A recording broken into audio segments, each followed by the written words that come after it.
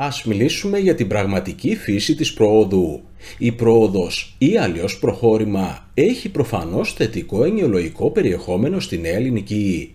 Σημαίνει κοινώς τη θετική εξέλιξη, το θετικό βήμα σε οποιαδήποτε ανθρώπινη και όχι μόνο δραστηριότητα. Εκείνο όμως που πραγματικά ξεχωρίζει πολιτικά και κοινωνικά την έννοια αυτή είναι το γεγονός πως έχει ταυτιστεί με μία από τις δύο κύριες δυνάμεις στον αένο αγώνα της ροής της ανθρώπινης κοινωνίας και ύπαρξης.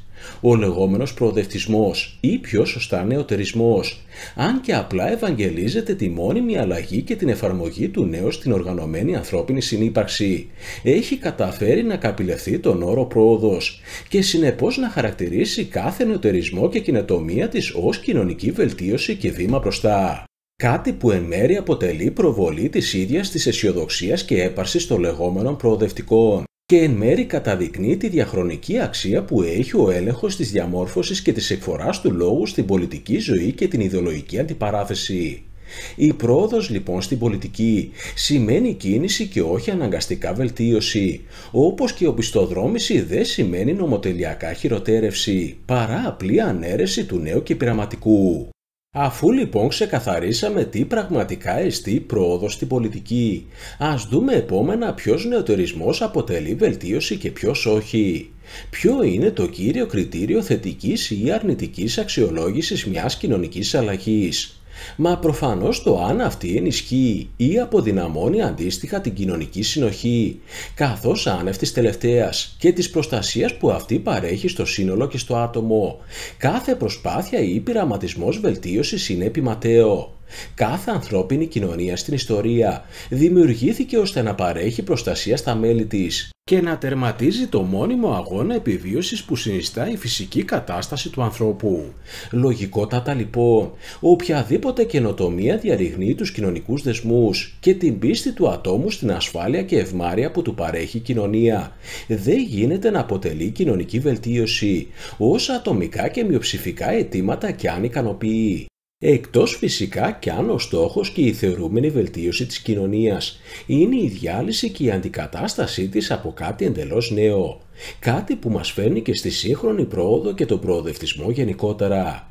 Δεν νοείται ως βελτίωση της κοινωνίας η πολυδιάσπασή της σε ξεχωριστές πολιτισμικά και ανταγωνιζόμενες μεταξύ τους κοινότητες, εκτός και αν βελτίωση θεωρείται η συθέμελη διάλυση του εθνικού κράτους και της εθνικής και πολιτισμικής ομοιογένειας των εθνών και των λαών.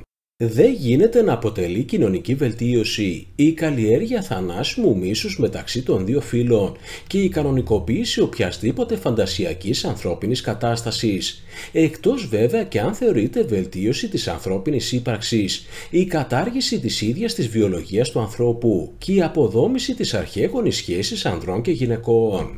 Δεν γίνεται να θεωρείται βελτίωση της ανθρώπινης συνύπαρξης η ασυλία των παραβατών και η αντίστοιχη απώλεια πίστης των ομοταγών υπηκών στον νόμο και στην τάξη, εκτός και αν η τελευταία είναι ο πραγματικός στόχος και πρόδρομος της νέας ανθρώπινης κοινωνίας. Δεν νοείται ως βελτίωση της κοινωνίας η πλήρης αποκοπή της από τη θρησκεία και τον αντίστοιχο αξιακό της κώδικα, άνευ της μορφοποίησης ενός λειτουργικού καινούριου, εκτός κι αν η απουσία ηθικής και η αποχάβνωση του συνόλου αποτελούν αυτούς σκοπούς.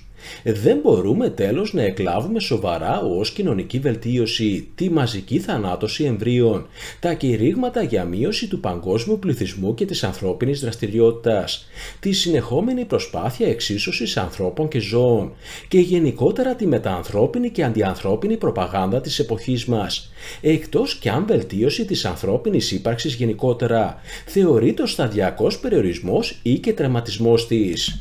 Μην εξαπατάστε λοιπόν από καπηλευμένες ορολογίες και πρώτερα θετικά βήματα προόδου στην ανθρώπινη ιστορία.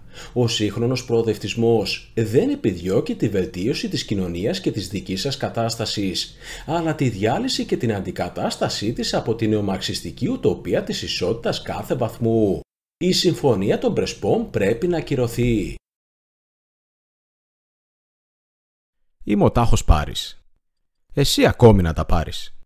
Εγγραφείτε στο κανάλι και διαδώστε το μήνυμα παντού.